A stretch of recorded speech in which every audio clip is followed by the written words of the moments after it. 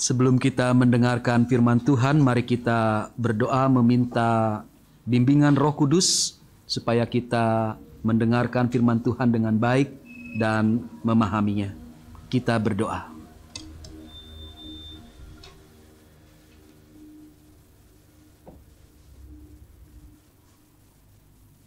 Ya Tuhan, kami mengucap syukur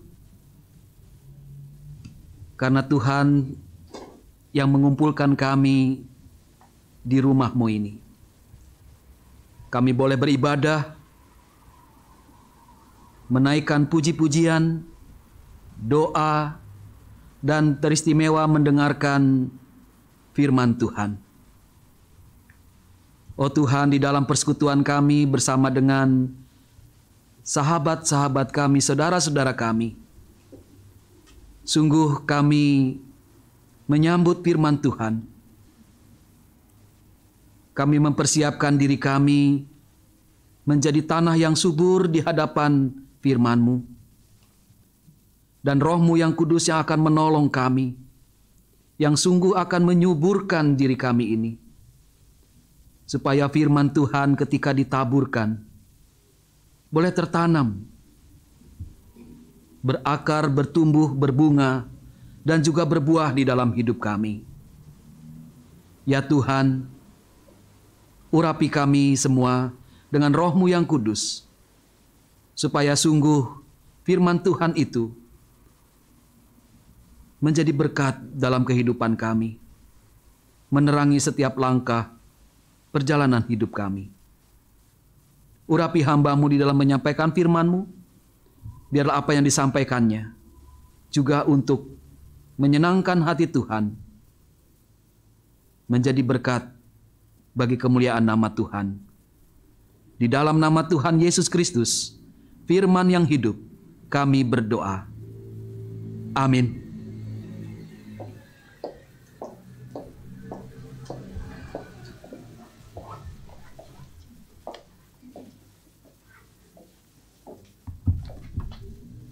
Jemaat yang dikasihi Tuhan, pembacaan Alkitab pada siang hari ini terambil dari Injil Matius pasal 16 ayat 13 sampai dengan 20.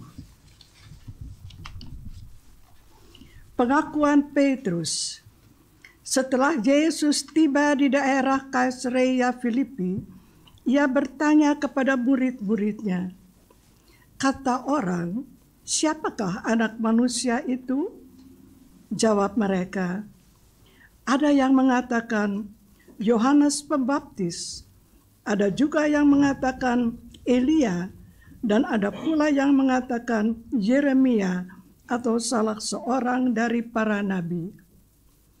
Lalu Yesus bertanya kepada mereka, "Tetapi apa katamu? Siapakah aku ini?" Maka jawab Simon Petrus, "Engkau adalah Mesias, Anak Allah yang hidup." Kata Yesus kepadanya, "Berbahagialah engkau Simon bin Yunus, sebab bukan manusia yang menyatakan itu kepadamu, melainkan Bapa-Ku yang di sorga.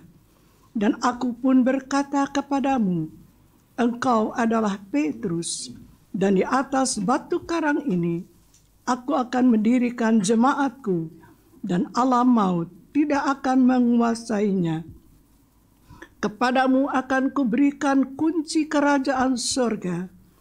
Apa yang kau ikat di dunia ini akan terikat di sorga, dan apa yang kau lepaskan di dunia ini akan terlepas di sorga." Lalu Yesus melarang murid-muridnya supaya jangan memberitahukan kepada siapapun bahwa ia Mesias. Demikianlah firman Tuhan.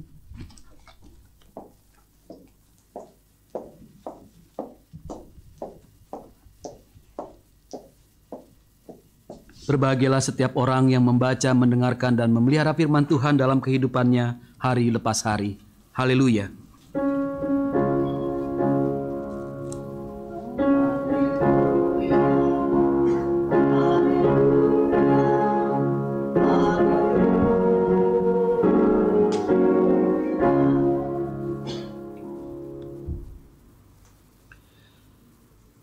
Bapak Ibu, bagaimana Bapak Ibu berelasi dengan orang lain? Apakah Bapak Ibu mudah percaya kepada orang lain? Saya pikir dalam berelasi dengan orang lain, kita tidak langsung percaya begitu saja, betul?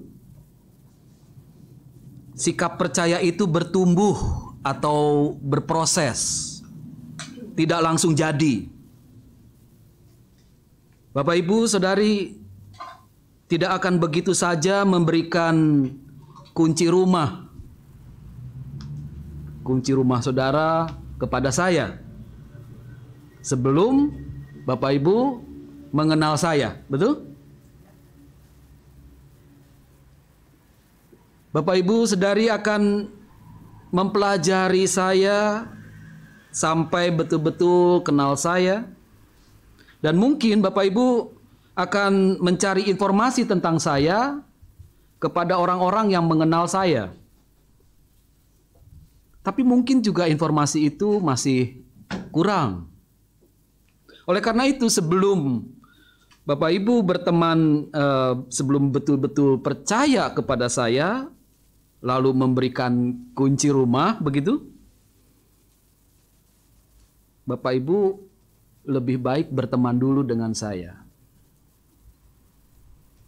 Nah, dari pengalaman berteman dekat dengan saya itulah rasa percaya Bapak Ibu kepada saya bertumbuh, lalu jadi semakin kuat, makin lama makin kenal dan makin percaya, dan bisa jadi tidak ragu untuk memberikan kunci rumah. Ya, memberikan kunci rumah itu bukan memberikan rumahnya. Beda toh, ya.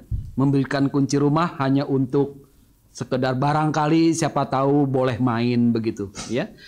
Nah, semua itu sekali lagi boleh terjadi kalau sudah ada proses pengenalan yang bertumbuh terus-menerus, lalu percaya. Bapak Ibu yang dikasihi Tuhan, percaya atau iman kepada Tuhan, iman yang kuat kepada Tuhan juga bertumbuh, berproses. Pertama, orang mengaku percaya atau beriman kepada Tuhan itu berdasarkan informasi orang lain. Nah, dalam bacaan Injil pada hari ini, Matius 16 ayat 13, Yesus bertanya kepada murid-muridnya, "Kata orang, siapakah anak manusia itu?" Lalu dengan lancar murid-murid menjawab, perhatikan ayat 14, jawab murid-murid, ada yang mengatakan Yohanes Pembaptis, ada juga yang mengatakan Elia, dan ada pula yang mengatakan Yeremia atau salah seorang dari para nabi. Yesus tahu pengakuan iman dari murid-murid ini tidak sungguh-sungguh kuat. Karena sekali lagi kata orang, ya. Kata orang, Yesus ini begini begitu. Pengakuan iman yang tidak kuat. Ibarat pohon, maka pohon itu tidak punya akar, ya. Jadi kalau pengakuan iman yang tidak kuat itu tidak punya akar kalau seperti pohon. Maka tidak kokoh, gampang roboh. Nah, Yesus ingin murid-muridnya itu memiliki iman yang kuat, yaitu iman yang berdasarkan pengalaman sendiri hidup bersama dengan Tuhan. Oleh karena itu Yesus bertanya berikutnya, "Tetapi apa katamu? Siapakah aku?" Beda ya, jadi pertanyaan pertama kan, apa kata orang? Berdasarkan informasi orang, siapa Yesus itu? Sekarang Yesus bertanya, apa katamu? Nah, di sini ternyata murid-murid tidak lancar menjawab.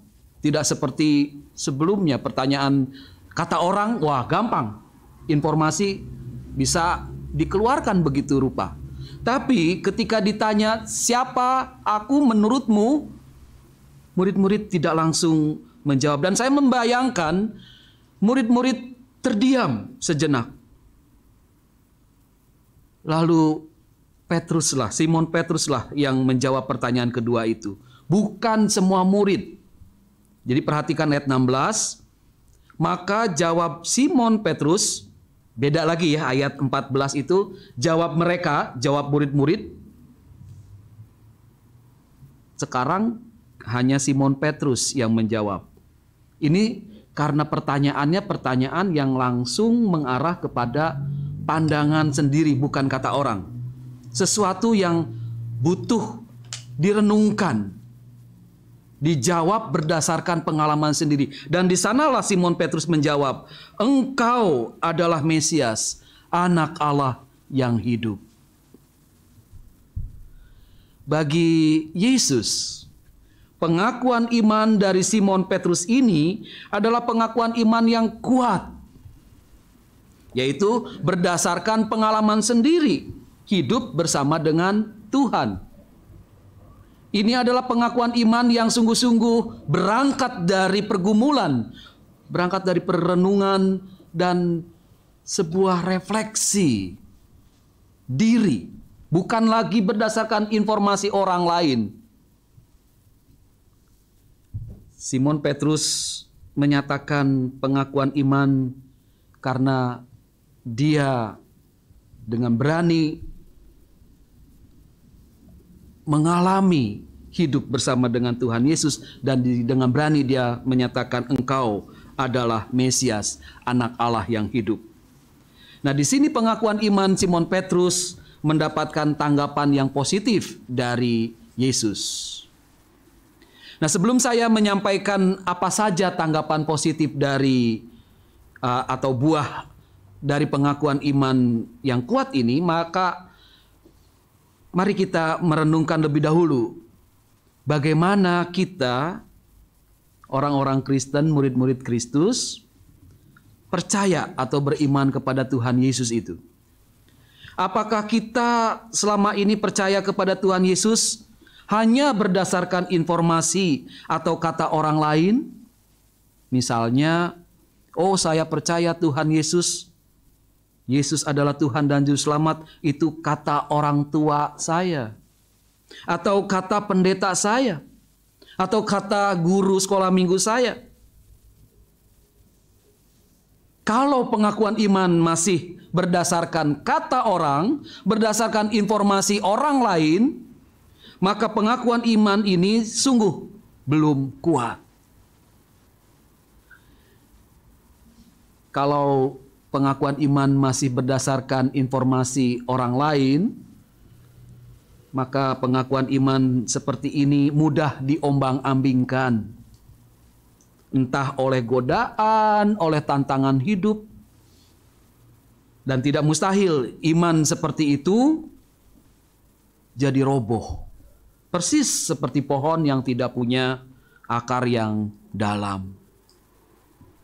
Jadi, supaya pengakuan iman kita kuat, kita seharusnya mengalami sendiri hidup bersama Tuhan Yesus.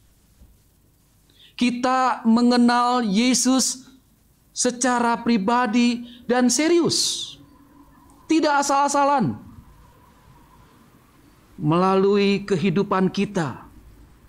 Kita benar-benar serius mengenal siapa Dia.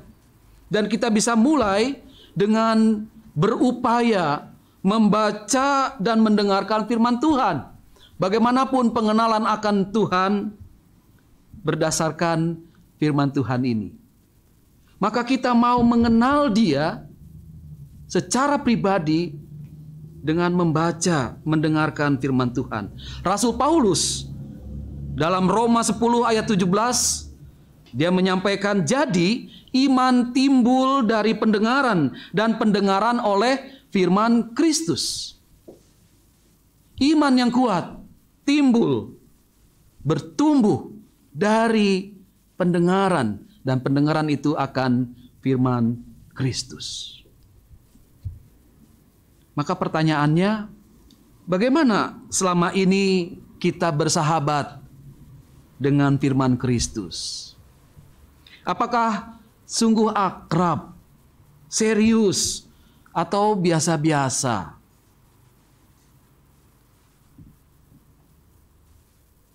Kalau kita mau sungguh memiliki iman yang kuat, iman yang berakar, maka bacalah firman Tuhan, dengarlah firman Tuhan dengan serius. Selanjutnya, bukti bahwa kita serius mengenal Tuhan adalah selain membaca, tentunya juga melalui praktik atau melakukan firman Tuhan.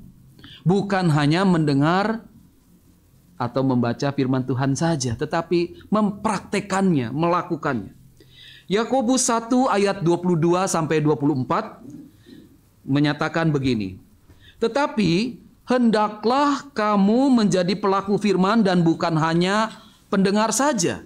Sebab jika tidak demikian kamu menipu diri sendiri. Sebab jika seorang hanya mendengar firman saja dan tidak melakukannya, ia adalah seumpama seorang yang sedang mengamat-amati mukanya yang sebenarnya di depan cermin. Baru saja ia memandang dirinya, ia sudah pergi atau ia segera lupa bagaimana rupanya. Saya pikir Yakobus ini sangat gamblang atau jelas menerangkan pentingnya praktek firman Tuhan itu.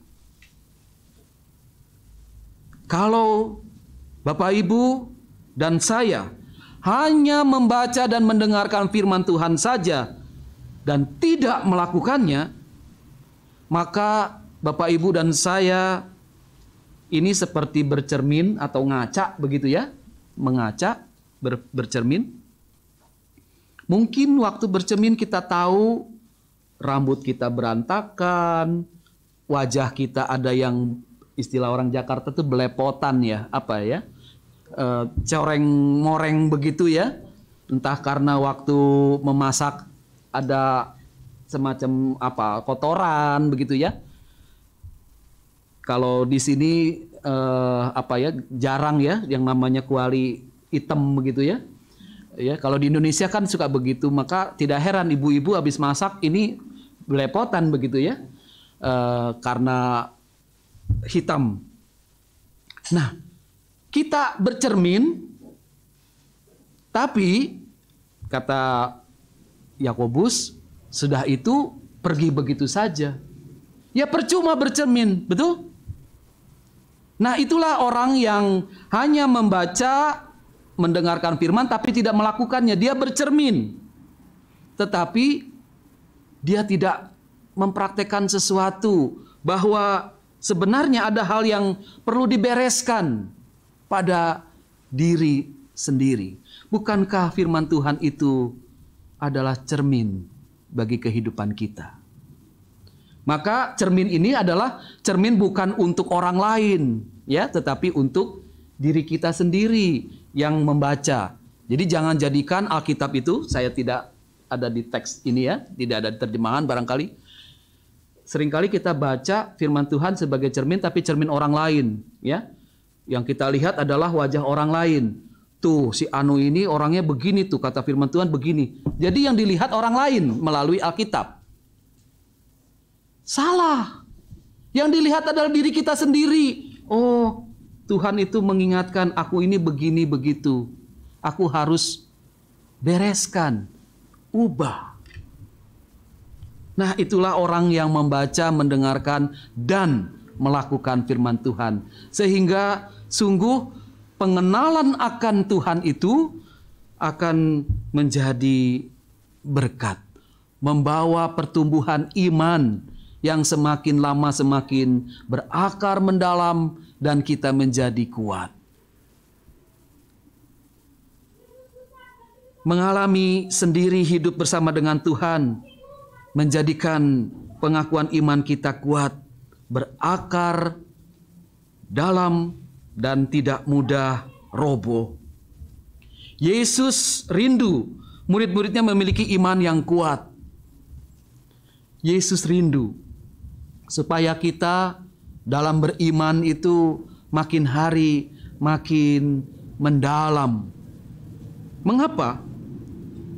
Karena ada buahnya atau hasil dari pengakuan iman yang kuat itu. Ada buahnya. Paling tidak ada 3. Pertama, buah pengakuan iman yang kuat adalah kebahagiaan. Yesus berkata kepada Simon Petrus ayat yang ke-17, "Berbahagialah engkau Simon bin Yunus, sebab bukan manusia yang menyatakan itu kepadamu, melainkan Bapa-Ku yang di surga."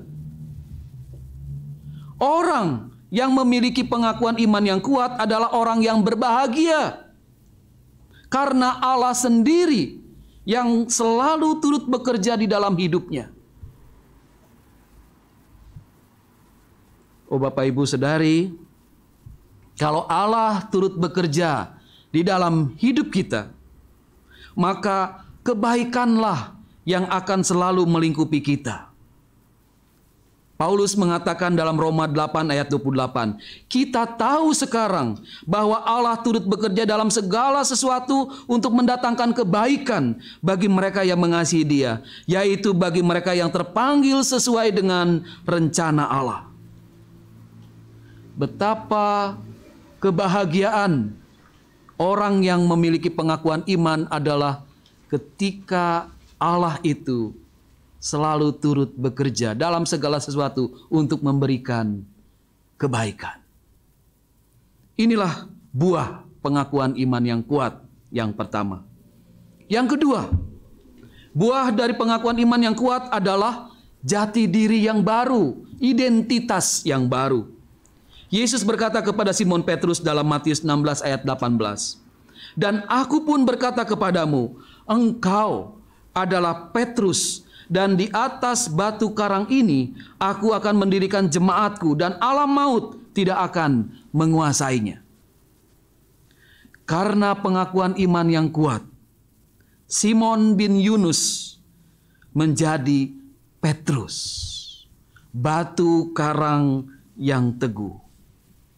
Identitas Simon bin Yunus itu dibaharui menjadi Petrus, pribadi yang baru. Identitas ini bukankah seperti yang juga dinyatakan oleh Rasul Paulus dalam 2 Korintus 5 ayat 17. Jadi, siapa yang ada di dalam Kristus, ia adalah ciptaan baru. Yang lama sudah berlalu, sesungguhnya yang baru sudah datang. Bapak, Ibu, dan saya sungguh adalah ciptaan yang baru. Kita adalah manusia yang baru. Oleh karena pengakuan iman kita yang kuat kepada Tuhan Yesus Kristus. Maka bisakah ini kita rasakan? Kalau kita sungguh memiliki iman yang kuat, maka aku yang lama itu sudah berlalu. Kini aku menjadi baru, manusia yang baru. Mari kita katakan pada diri kita sendiri, "Hai diriku, di dalam Kristus, aku yang lama sudah berlalu. Sesungguhnya aku yang baru sudah datang." Inilah buah dari pengakuan iman. Kita menjadi manusia yang baru. Ketiga, buah dari pengakuan iman yang kuat adalah diberikan kepercayaan dari Tuhan. Dalam Matius 16 ayat 19, Yesus berkata kepada Simon Petrus, "Kepadamu akan kuberikan kunci kerajaan surga. Apa yang kau ikat di dunia ini akan terikat di surga, dan apa yang kau lepaskan di dunia ini akan terlepas di surga." Oleh karena pengakuan iman yang kuat, Simon Petrus mendapat kepercayaan dari Tuhan, yaitu kunci kerajaan surga.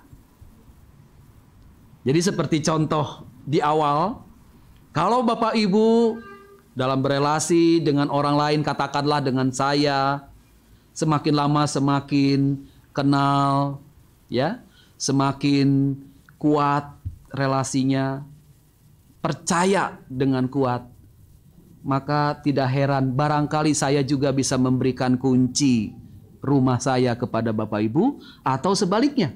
Begitu ya, karena relasi yang sudah saling percaya. Begitulah Tuhan kita. Simon Petrus mendapatkan kunci kerajaan surga. Ini adalah kepercayaan dari Tuhan sendiri. Dan kunci ini berfungsi bukan hanya nanti setelah mati, bukan. Firman Tuhan di sana dikatakan bukan demikian. Apa yang kau ikat di dunia ini akan terikat di surga, dan apa yang kau lepaskan di dunia ini akan terlepas di surga. Artinya kunci kerajaan surga itu berfungsi, berperan saat ini. Ketika kita menjalani hidup di dunia ini. Maka pertanyaannya, kunci itu apa? Kunci kerajaan surga itu. Ini jawabannya Bapak Ibu. Kunci kerajaan surga adalah hati yang penuh shalom. Hati yang damai sejahtera. Jadi sekarang ini, karena pengakuan iman yang kuat, Bapak Ibu dan saya diberikan kepercayaan dari Tuhan, yaitu kunci kerajaan surga, yaitu hati yang damai sejahtera. Dengan demikian, kalau kita punya kunci kerajaan surga, hati yang damai sejahtera, ketika kita menjalani hidup ini, walaupun kenyataan hidup kita di dunia ini tidak menentu, penuh dengan liku-liku dan batu-batu, penuh dengan tantangan dan godaan, penuh dengan pergumulan. Tetapi jangan lupa, kita punya kunci kerajaan surga, hati yang damai sejahtera. Kehidupan boleh berliku-liku dan berbatu-batu, tetapi aku tetap menjalaninya dengan damai sejahtera. Inilah yang tidak diberikan oleh dunia. Di tangan kita, Tuhan memberikan kepercayaan. Antara surga dan dunia itu ada di hati kita. Oh Bapak Ibu Saudari, inilah yang sungguh menjadi kebahagiaan. Lalu bagaimana kita diberikan kepercayaan jati diri yang baru, dan kunci kerajaan surga itu akan membuat perjalanan hidup kita di dunia ini memancarkan cahaya kemuliaan Allah. Kita adalah murid-murid Tuhan Yesus dimanapun kita berada. Apapun yang kita alami, asalkan hati kita itu memancarkan damai sejahtera, maka di sanalah sungguh kita menjadi berkat bagi orang lain. Demikianlah pengakuan iman akan berbuah di dalam hidup kita. Buah itu kebahagiaan, jati diri yang baru, dan kepercayaan dari Tuhan, yaitu kunci kerajaan surga atau damai sejahtera. Dan biarlah buah pengakuan iman ini bukan hanya kita yang menikmatinya, melainkan juga orang-orang di sekitar kita. Dengan begitu, nama Tuhan akan selalu dipermuliakan selama-lamanya melalui kehidupan kita masing-masing. Tuhan memberkati kita. Amin.